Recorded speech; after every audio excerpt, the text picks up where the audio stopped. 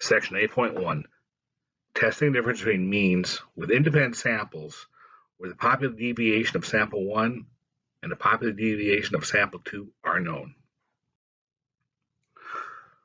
Often we have two different populations. We want to compare if they're similar or not.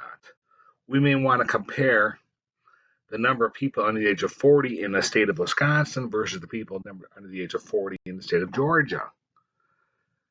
And when we look at this, we want to see, is there a statistical similarity? Independent means one population not related to the other.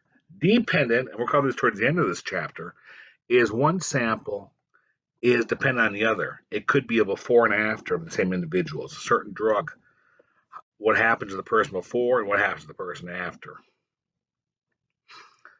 Here's an example. Triglyceride levels, which is high cholesterol, 70 patients, sample 1.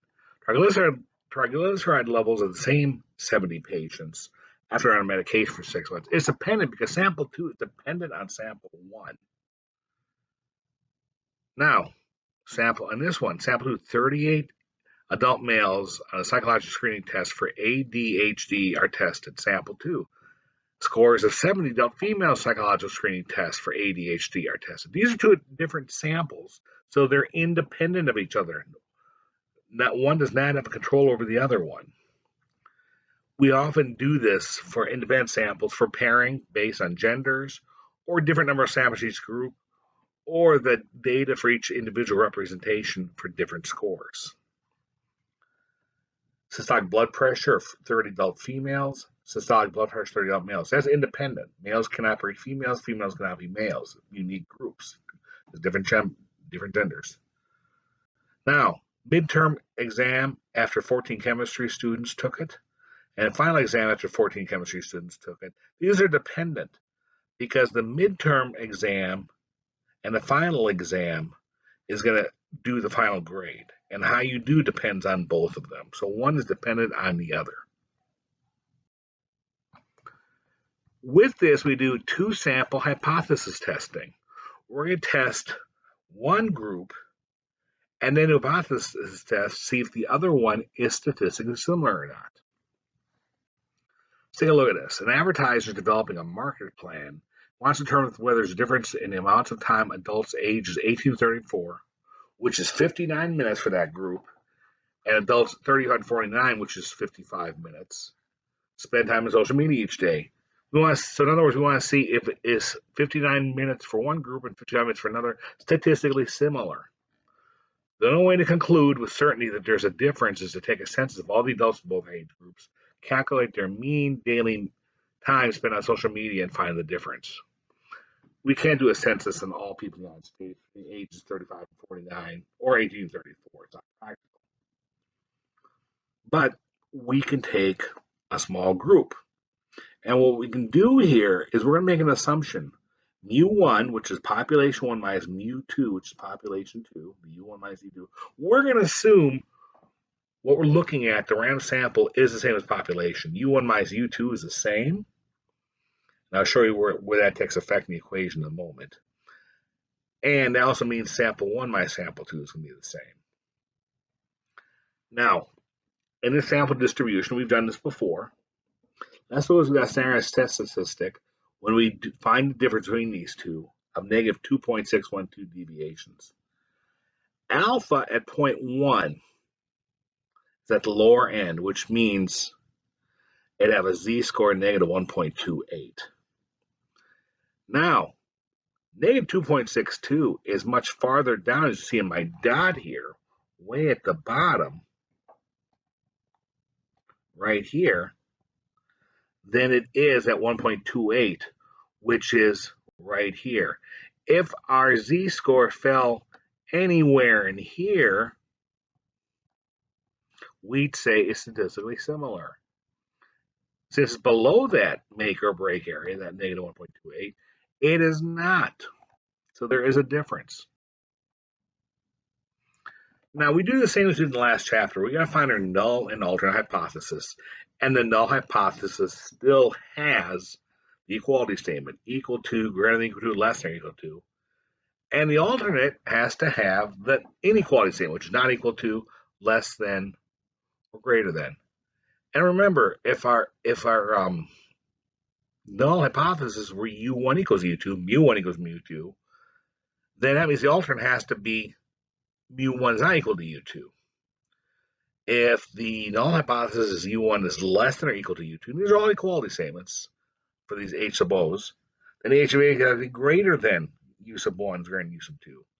And finally, if u sub 1 is greater than or equal to u sub 2, then the alternate u sub 1 is less than u sub 2. This is the equation right here. This is my sample mean. My z equals sample mean of the one sample minus the sample mean of the other sample. And then this is my u1 minus u2. And that's going to go to 0, by the way. So for all practical terms, we won't be using this. And then we got our deviation of sample one minus sample 2. Now, we got to figure this out. That's this equation right here. To figure out the sample deviation of those two samples, we do the sample, it's actually the variance, the deviation of the first sample squared divided by number of samples,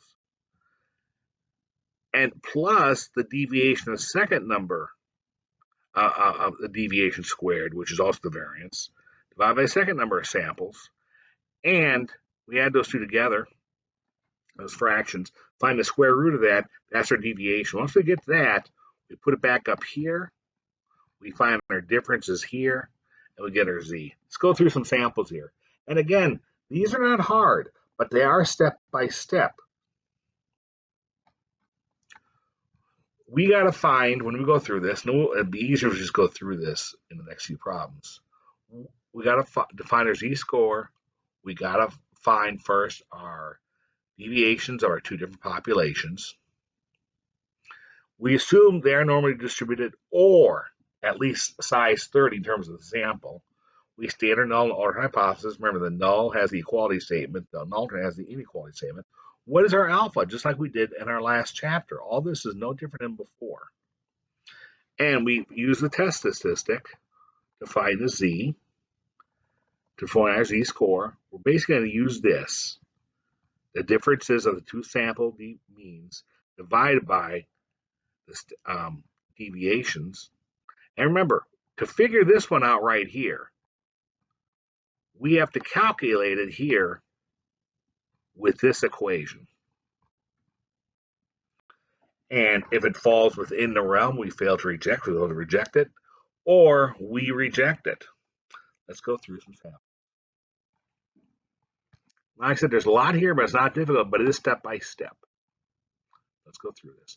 Credit Card Watchdog Group claims that there's a difference in the mean credit card debts of people in California and Florida. The results of a random survey of 250 people each state is shown below.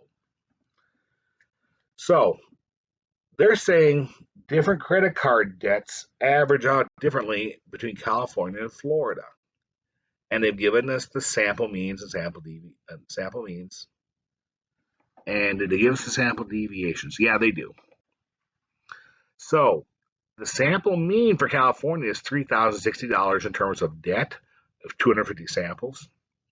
In Florida, it's $2,910 with also 250 samples.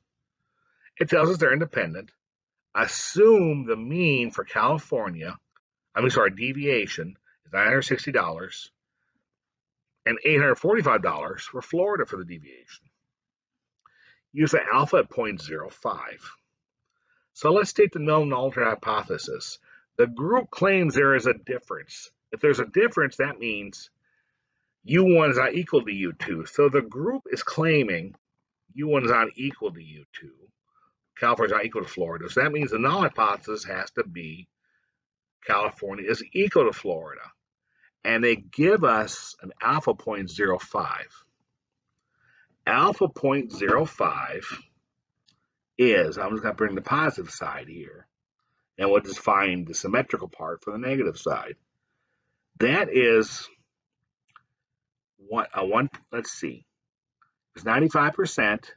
That means there's 2.5% on this side and 2.5% on this side for my alpha 0.05, which means this is 0.95 from the very beginning to 0.975 because this left is 0.025. And 0.9750 is right here. And I said before, it's one of our common ones, 1.96 deviations. So our maker, and remember, on the negative side, because we're going down the middle, is negative 1.96 deviations right here. So it's positive negative 1.96 deviations, negative 1.96. If it falls within the blue area on the curve here, we would fail to reject it. Anything outside of that, we get a z-score of less than negative 1.96 or greater than plus 1.96, we would reject it. So let's find our z-score. And the first we got to find is our deviation of the two individual samples. And that's found here. 960 for California. So it's 960 squared divided by number of samples, which is 250 for the first one. It's 845 for California. There's 960 there. So it's 845 squared divided by 250. And when I square 960 divided by 250 plus 845 squared by 250, add those up, I get 3,686.4 plus 2,856.1. But I add those up, it's 6542.53. The square root of that is 80.89. So now I can find my z. And there's my 80.89. There's my deviation. My z is the difference between my two sample means, 3060 and 2910. So 3060 minus 2910 is 150, divided by my deviation I found, 80.89, which is 1.85. And 1.85 is right here, and it falls within the blue area. So it's in the acceptance region, so I fail to reject it. It does not support the claim, and there's not enough evidence to show they are different.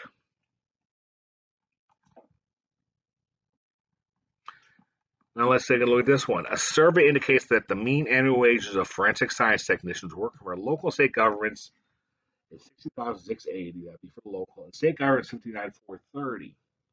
Survey includes randomly selected sample size of 100 for each branch of government. Assume the population deviation is 6,200 for local and $5,575 for state. Two samples are independent. At alpha 0.10 is enough evidence to conclude that there's a difference in the mean annual wages. So let's know, is there a difference between these two wages statistically?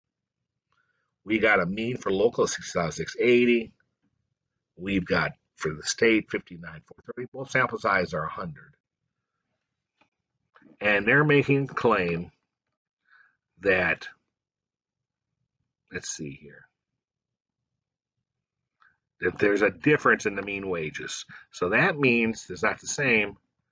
The claim is on the alternate, U1 is not equal to U2. So the null is U1 is equal to U2. Alpha 0.10, which means 0.05 on each side. And when I find 1.05 on this side, that means from here to here is 0.95. And let's find 0.95 on the table. Right here. It's between 0.9495 and 0.9505. So it's right down here, down the middle. And it'd be 1.645, which means the other side, so we're going down the middle, is negative 1.645.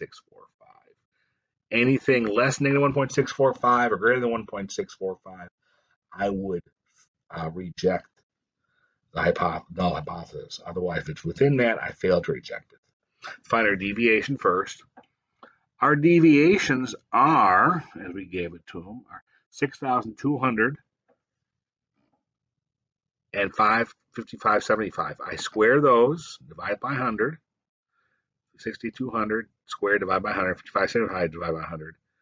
Get a huge number, 38,440,000 divided by 100. For the first one, that's 384,400. 31 million and 0.800625 divided by 100 for the second one, that's 5575 squared. And when it's divided by 100, it's 310, 806. That ends up being 694, 806.25 when added together. Square root of that is 833.6. So my square root is 833.6. And as I said before, the u1 and u2 becomes 0. We're assuming they're the same. So I got to find the difference between my two x's. 60,680 minus 59,430. You get those from up here.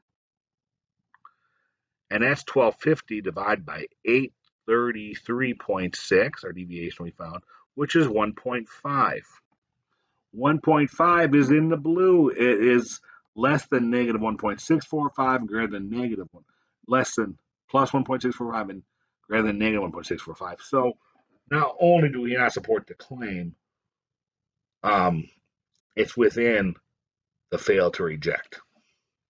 So these salaries are not any different. Let's look at this one here. Travel agency claims the daily cost of meals and lodging for vacation in Texas is less than the average daily cost in Virginia.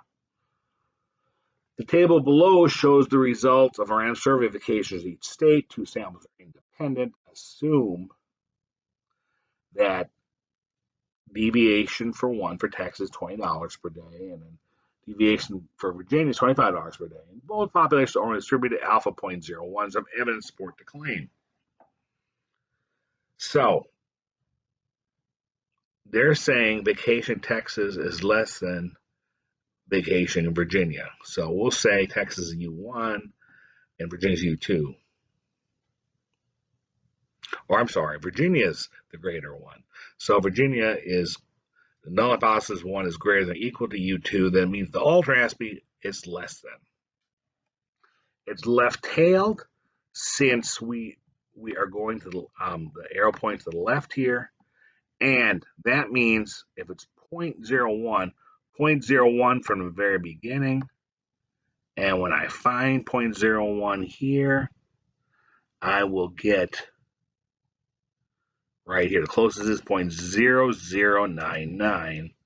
So that's negative 2.33. It's left-tailed. So that's my make or break area right there. Anything greater than negative 2.33, we'd fail to reject. Find our deviation first. We have 25 people in Texas, and the deviation is $20. So the 20 squared is 400 by 25. That ends up being 16.